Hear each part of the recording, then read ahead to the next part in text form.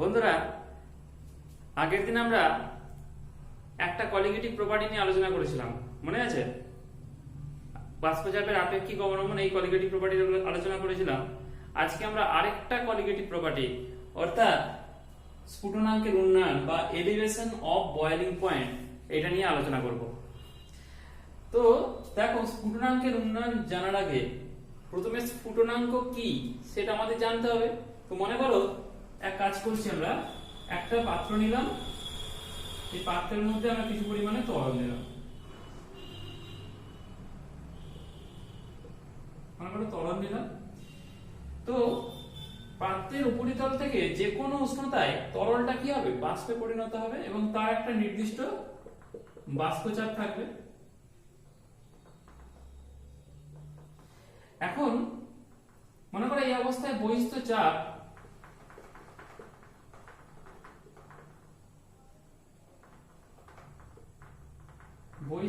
অনেক বেশি, কারণ না বাষ্পচাপের থেকে।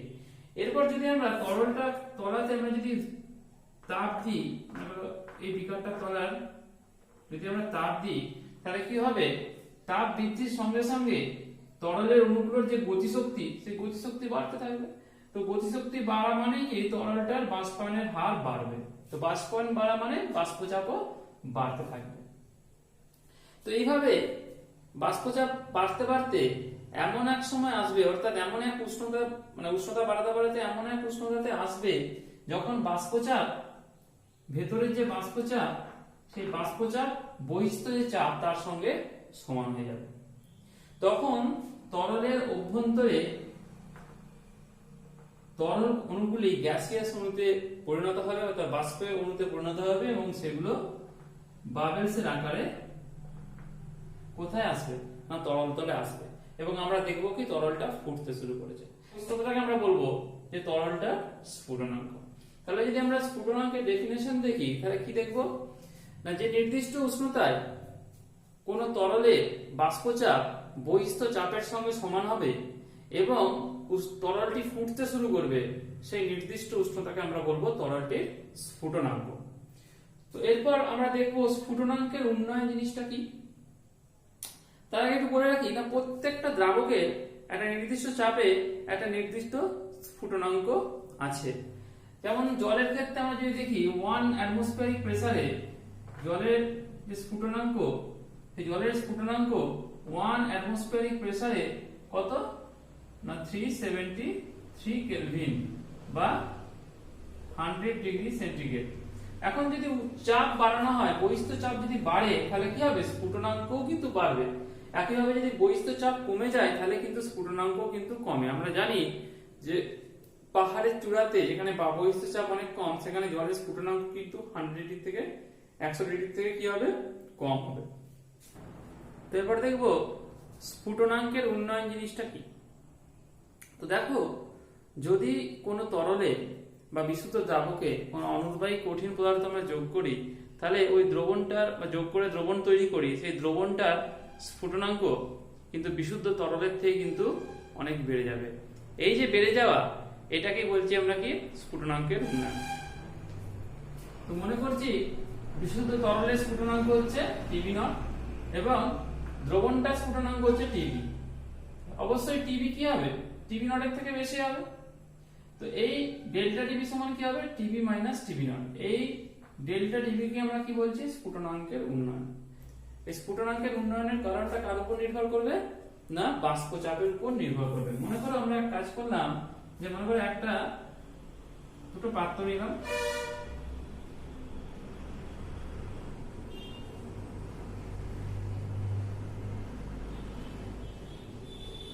দুটো পাত্রের মধ্যে এইটাতে আমরা বিশুদ্ধ দ্রাবক নিলাম, অর্থাৎ পিওর সলভেন্ট আছে এর মধ্যে। আর এটার মধ্যে আমরা কি নিলাম? সমপরিমাণ বিশুদ্ধ দ্রাবকের মধ্যে আমরা কিছু পরিমাণে অনুদ্বায়ী সলিউট অ্যাড করলাম, অর্থাৎ দ্রাবক পদার্থ অ্যাড করলাম। তো এরপর বিশুদ্ধ দ্রাবকের যে বাষ্পচাপ, যে কোনো উষ্ণতা, মনে করো টি কেলভিন টেম্পারেচারে বিশুদ্ধ দ্রাবকটা, তার বাষ্পচাপ যা হবে T টি কেলভিন উষ্ণতায় এই দ্রবণটা, এটা মনে করো বিশুদ্ধ দ্রাবক,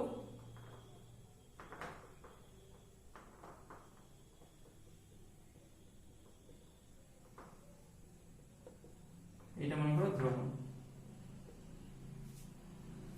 তো এই দ্রবণের কি হবে, দ্রবণের যে বাষ্পচাপ সেটা কিন্তু বিশুদ্ধ দ্রাবকের যে বাষ্পচাপ তার থেকে কিন্তু কম হবে। কারণটা কি, দ্রবণের উপরিতলে কিছু পরিমাণ সলিড পার্টিকেল আছে।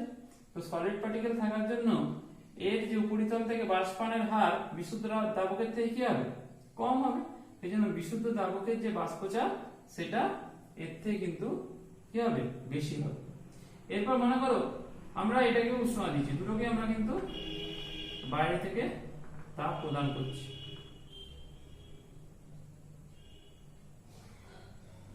তো উষ্ণতা তাপ দেওয়ার সঙ্গে সঙ্গে কি হবে না, তরলের উষ্ণতা বাড়তে থাকবে। সেটা হতে এর ক্ষেত্রেও হবে, ওর ক্ষেত্রেও হবে, মানে বিশুদ্ধ দ্রাবকের ক্ষেত্রেও উষ্ণতা বাড়বে, দ্রবণটার ক্ষেত্রেও তরলের উষ্ণতা বাড়তে থাকবে। উষ্ণতা বাড়ার সঙ্গে সঙ্গে বাষ্পচাপ কি হবে, বাড়তে থাকবে। এইভাবে মনে করো এমন এক সময় আসবে যখন এই দ্রাবকের ভেতরকার যে বাষ্পচাপ বহিস্থ চাপের কিন্তু সমান হয়ে যাবে, তখন সে উষ্ণতা মনে করো টিভি নট। সে অবস্থায় এই দ্রবণের যে বাষ্পচাপ কি হবে, কম হবে। কারণ বিশুদ্ধ দ্রাবকের যে বাষ্পচাপ সবসময় দ্রবণের বাষ্পচাপের থেকে কিন্তু বেশি।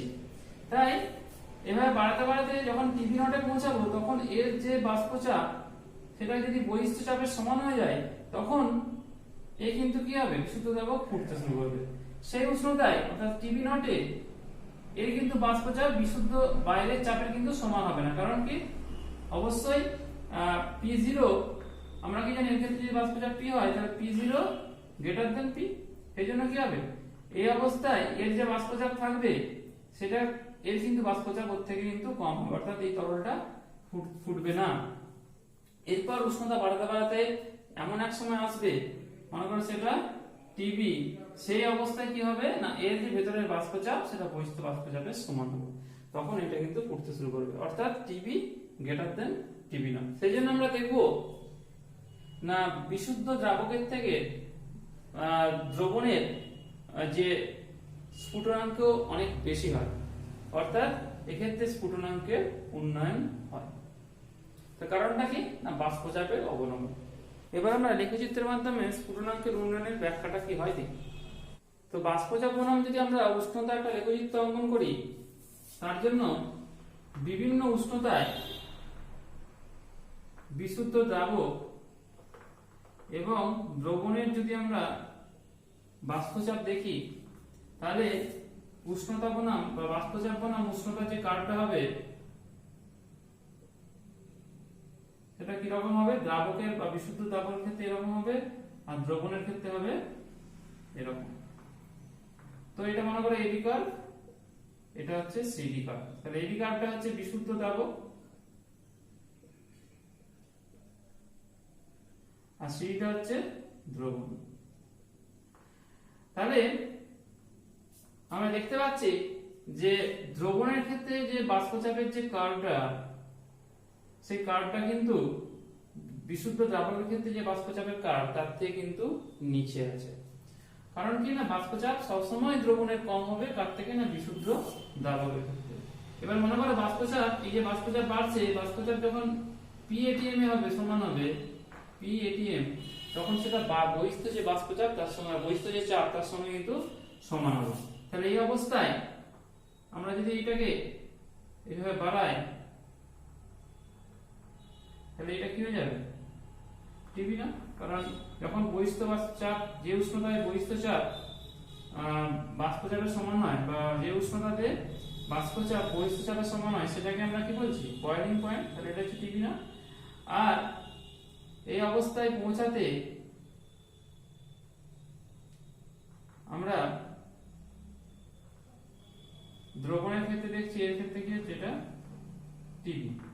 তাহলে টিভি আমরা এখানে গ্রাফিক্যাল রিপ্রেজেন্টেশনে দেখতে পাচ্ছি কি না, TV greater than TV naught, অর্থাৎ TV greater than TV naught, অর্থাৎ স্ফুটনাঙ্কের দ্রবণের ক্ষেত্রে কি হচ্ছে না, স্ফুটনাঙ্কের উন্নয়ন হচ্ছে। এরপর আমরা দেখব যে এই স্ফুটনাঙ্কের উন্নয়ন সংক্রান্ত রাউল্টের সূত্র। তো রাউল্টের সূত্র জেনারেলি দুটো সূত্র আছে স্ফুটনাঙ্কের উন্নয়ন সংক্রান্ত। রাউল্টের দুটো সূত্র আছে। আমরা যদি প্রথম সূত্রটা দেখি, এটা কি না, কোনো তরলের মধ্যে বা বিশুদ্ধ দ্রাবকের মধ্যে যদি কোনো কঠিন, অনুদ্বায়ী, অসংযোজিত এবং তড়িৎ অবিশ্লেষ্য দ্রাবক দ্রবীভূত করা হয়, তাহলে দ্রবণটির স্ফুটনাঙ্কের উন্নয়ন দ্রবণটির যে মোলাল গাঢ়ত্ব তার সঙ্গে সমানুপাতিক হবে। তার মানে কি, স্ফুটনাঙ্কের উন্নয়ন কার সঙ্গে সমানুপাতিক হবে? দ্রবণের যে মোলাল গাঢ়ত্ব তার সঙ্গে সমানুপাতিক হবে। তো মনে করো স্ফুটনাঙ্কের উন্নয়ন যদি আমরা ডেল্টা ডিবি লিখি এবং দ্রবণটার যে মোলাল গাঢ়ত্ব তাকে যদি আমরা ছোট হাতের m দিয়ে রিপ্রেজেন্ট করি, তাহলে ডেল্টা টিপি প্রপোর্শনাল টু কি হবে? m। তাহলে প্রথম সূত্র থেকে এটা আমরা পাচ্ছি কি না, ডেল্টা টিপি প্রপোর্শনাল টু m। বা আমরা লিখতে পারি প্রপোর্শনালিটি কনস্ট্যান্টকে যদি প্রপোর্শনাল টার্মটাকে যদি আমরা তুলে দিই, তাহলে কি আসবে? একটা প্রপোর্শনালিটি কনস্ট্যান্ট আসবে। মনে করি এটা হচ্ছে ডেল্টা টিপি সমান হচ্ছে kb ইনটু m। এই kb কে বলা হয় স্ফুটনাঙ্কের মোলাল উন্নয়ন বা স্ফুটনাঙ্ক ধ্রুবক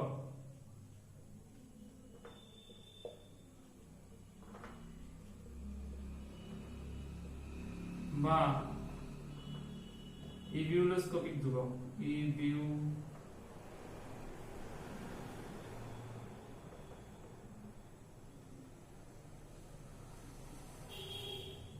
ইবিউলোস্কোপিক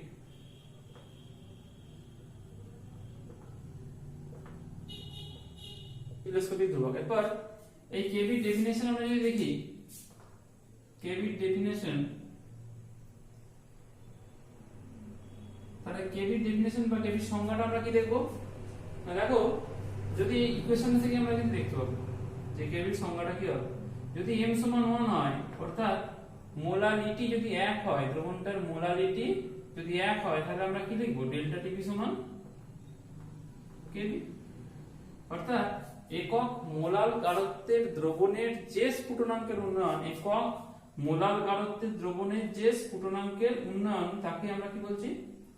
যে ইবিউলোস্কোপিক ধ্রুবক বা স্ফুটনাঙ্ক ধ্রুবক বা স্ফুটনাঙ্কের মোলার উন্নয়ন। এখন মোলালিটি মানে কি না, 1000 গ্রাম দ্রাবকে যখন বা 1 মোলাল দ্রবণ মানে আমরা কি বোঝাচ্ছি? যে 1000 গ্রাম দ্রাবকে 1 গ্রাম অণু দ্রাবক দ্রবীভূত আছে। 1 গ্রাম অণু দ্রাবক দ্রবীভূত আছে। তার মানে আমরা যদি এইভাবে বলি যে কেবি ডেফিনেশনটা, 1000 গ্রাম দ্রাবকে 1 গ্রাম অণু কোনো কঠিন, অনুদ্বায়ী, তড়িৎ অবিশ্লেষ্য এবং অসংযোজিত দ্রাবক দ্রবীভূত থাকলে দ্রবণের যে স্ফুটনাঙ্কের উন্নয়ন হয় তাকে ওই দ্রাবকের ইবিউলোস্কোপিক ধ্রুবক বলা হয়। তো আমরা এই ধ্রুবকটা, ইবিউলোস্কোপিক ধ্রুবক, এর তো ইউনিট কি হবে, একক কি হবে? একক দেখো, এই এককটা হবে, আমরা দেখো এখান থেকে বলতে পারবো কেবি সমান কি জানি? Delta TB by M. এখন ডেল্টা টিভি মানে কি না, এটা হচ্ছে কেলভিন। উষ্ণতার উন্নয়ন, তার ইউনিটটা কি হবে? কেলভিন হবে। আর মোলালিটির ইউনিট কি হবে? Mole per kg, mole kg inverse. তাহলে কেবি ইউনিট কি হবে? Kelvin kg mole inverse. আচ্ছা, যদি এরকম কোশ্চেন আছে যে জলের কেবি, আচ্ছা কেবিটা কিন্তু কার উপর ডিপেন্ড করে না, দ্রাবকের উপর ডিপেন্ড করবে। দ্রাবের উপর কিন্তু কেবি ডিপেন্ড করবে না। সেটা কোন একটা ইকুয়েশন আছে সেখান থেকে কিন্তু বলা যায় যে তার প্রতিক্রিয়া দেখানো যায় কেবি সমান কি না, আর টিভি0 স্কয়ার বাই 1000 ইনটু এলভি। এখানে টিভি আরটা হচ্ছে মোলার গ্যাস কনস্ট্যান্ট আমরা জানি, আর টিভি0টা কি না, বিশুদ্ধ দ্রাবকের স্ফুটনাঙ্ক, আর এলভিটা হচ্ছে দ্রাবকের বাষ্পীভবনের লিনটা। তাহলে এখান থেকে আমরা দেখতে পাচ্ছি যে এখানে দ্রাবক কোনো টার্ম ইনক্লুডেড নয়, তাই কেবি কিন্তু শুধুমাত্র দ্রাবকের উপরই নির্ভর করবে, দ্রাবের উপর নয়। এবার যেটা আমরা বলছিলাম জলের কেবি সমান 0.515 কেলভিন কেজি মোল ইনভার্স বলতে কি বোঝো? এরকম কোশ্চেন আছে 1 নম্বরে একটা, যে জলের কেবি এইটা বলতে কি বোঝো, এটা কি লিখবে না? দেখো এখান থেকে আমরা বলতে পারি যে ওই ইকুয়েশনটা থেকে আমরা বলতে পারবো যে ডেল্টা টিভি সমান কেবি ইনটু এন। তার মানে কেবি সমান কি জানি, যখন এন সমান 1 ডেল্টা টিভি সমান কেবি, এটা আমরা জানি। অর্থাৎ একক এখান থেকে আমরা লিখতে পারি যে 1000 গ্রাম কোনো দ্রাবকে, বিশুদ্ধ দ্রাবকে যদি 1 গ্রাম অনুপরিমাণ কোনো দ্রাবক দ্রবীভূত করি, তাহলে দ্রবণটার স্ফুটনাঙ্কের উন্নয়ন কত হবে না 0.515 কেলভিন। ক্লিয়ার? তো এইটাই আমাদের কোশ্চেনে আছে, এরকম একটা কোশ্চেন আছে যে জলের কেবি এত বলতে কি বোঝো। তো তোমরা এইভাবে লিখতে পারবে যে 1000 গ্রাম দ্রাবকে M1 মানে কি, 1000 গ্রাম দ্রাবকে যদি 1 গ্রাম অণু দ্রাবক দ্রবীভূত করি, তাহলে স্ফুটনাঙ্কের যে উন্নয়ন হবে তার ভ্যালুটা কত, উন্নয়নের ভ্যালুটা কত 0.515 কেলভিন। এরপর আমরা দেখবো না প্রথম সূত্র থেকে এই রাউন্ডের যে প্রথম সূত্রটা স্ফুটনাঙ্কের উন্নয়ন সংক্রান্ত, সেখান থেকে দ্রাবের যে আণবিক ভর কিভাবে ক্যালকুলেট করা যায়। তো মনে করো আমরা প্রথম সূত্রের যে গাণিতিক রূপটা সেটা লিখছি, ডেল্টা টিভি সমান কেবি ইনটু এম। ক্লিয়ার? এটা আমরা 1 নম্বর দিয়ে রাখলাম।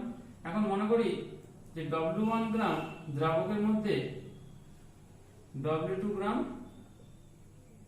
দ্রাবক দ্রবীভূত আছে। এখন দ্রাবকের যদি আণবিক ভর M1 হয় আর দ্রাবের আণবিক ভর যদি M2 হয়, তাহলে দ্রাবের মোল সংখ্যা সমান কত হবে? M2 সমান কি লিখতে পারি, W2/M2। ক্লিয়ার?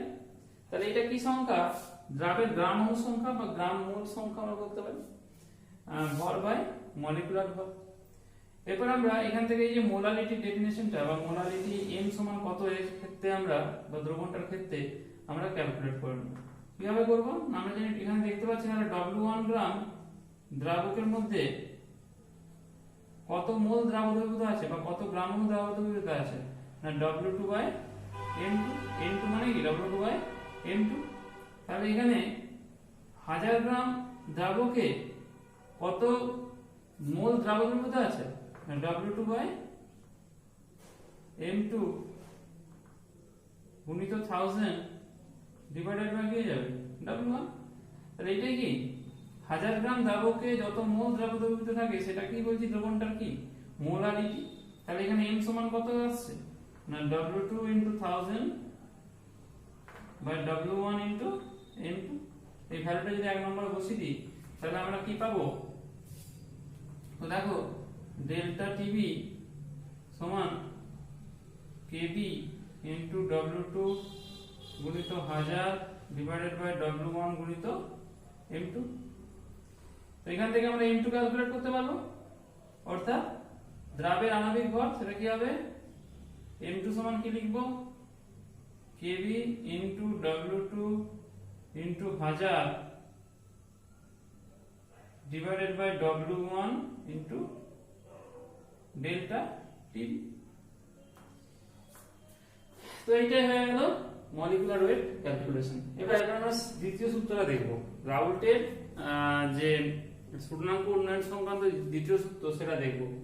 সেটা কি, সে আমরা কোয়ালিটেটিভ প্রপার্টি যে সংজ্ঞাটা পড়েছিলাম সে একই রকম, যে কোনো নির্দিষ্ট পরিমাণ দ্রাবকে যদি আমরা বিভিন্ন তড়িৎ অনুদ্বায়ী, তড়িৎ অবিশ্লেষ্য, অসংযোজিত কঠিন দ্রাবের যদি আমরা সমসংখ্যক গ্রাম অণু দ্রবীভূত করি, অর্থাৎ সেম সংখ্যায় যদি আমরা দ্রবীভূত করি, তাহলে প্রতি ক্ষেত্রে কিন্তু কি হবে না, একই পরিমাণ স্ফুটনাঙ্ক উন্নয়ন হবে। যদি একটা এক্সাম্পল দিয়ে দেখি, যে মনে করছি আমরা দুটো দ্রবণ নিলাম, দুটোর মধ্যে দ্রাবকের পরিমাণটা কিন্তু কনস্ট্যান্ট, একই পরিমাণ দ্রাবক নিলাম, এবং দুটোর ক্ষেত্রেই প্রতি ক্ষেত্রে মনে করো এই ক্ষেত্রে এটা মনে করো আমরা কিছু পরিমাণ জল নিলাম, 1 লিটার জল নিলাম, সেখানে আমরা 0.1 গ্রাম অণু 0.1 গ্রাম অণু এখানে গ্লুকোজ অ্যাড করলাম, গ্লুকোজ। আবার এক্ষেত্রেও 1 লিটার জল নিলাম, তার মধ্যে আমরা 0.1 গ্রাম অণু কি করলাম না, সুক্রোজ অ্যাড করলাম, সুক্রোজ অ্যাড করলাম। তাহলে এখানে যদি আমরা হিট দিই, এক্ষেত্রে আমরা যদি হিট দিই, তাহলে এর দ্রবণটার যা স্ফুটনাঙ্ক হবে, এই দ্রবণটার স্ফুটনাঙ্ক কিন্তু একই হবে, অর্থাৎ এবং প্রতি ক্ষেত্রে এই যে স্ফুটনাঙ্কের যে উন্নয়ন, সেটা জলের যে স্ফুটনাঙ্ক 100 ডিগ্রি সেন্টিগ্রেড তার থেকে কিন্তু বেশি হবে। এই যে স্ফুটনাঙ্ক এবং এই স্ফুটনাঙ্ক একই হয়, তাহলে কি হবে, তাদের ক্ষেত্রে স্ফুটনাঙ্কের উন্নয়নটা আমরা কি বলবো, একই হচ্ছে। তাহলে দুটো আলাদা আলাদা পদার্থ, গ্লুকোজ বা সুক্রোজ, তাহলে বিভিন্ন আমরা দ্রাবণ নিচ্ছি, এর ক্ষেত্রে গ্লুকোজ নিচ্ছে, এর ক্ষেত্রে সুক্রোজ, এবং এরা কি না কঠিন, অনুদ্বায়ী, তড়িৎ অবিশ্লেষ্য এবং অসংযোজিত দ্রাবক, এবং তাদের পরিমাণটাও আমরা এক নিয়ে নিয়েছি। তাহলে প্রতি ক্ষেত্রে কি না স্ফুটনাঙ্কের উন্নয়ন কি হচ্ছে, একই হচ্ছে, অর্থাৎ দুটোরই স্ফুটনাঙ্ক একই হবে। তাহলে আজকে এই পর্যন্তই। নেক্সট দিন আমরা হিমাঙ্কের অবনমন নিয়ে আলোচনা করব। Thank you.